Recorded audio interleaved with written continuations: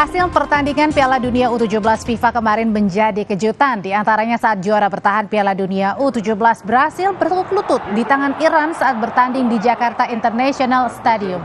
Awalnya sang juara bertahan Brasil seolah akan menang mudah, langsung unggul 2-0. Gol Ryan serta Zamani di menit 28 dan 44 membuat Samba Muda unggul 2-0 di babak pertama. Dan unggul 2-0 membuat Brasil terlena di babak kedua. Kondisi ini pun mampu dimanfaatkan dengan baik oleh Iran, dan di menit 54 juga 69 Iago Baraje dan Kasra Taheri menyetarakan kedudukan menjadi 2-0. Brazil can sweep forward again. Mayan finding Mayan.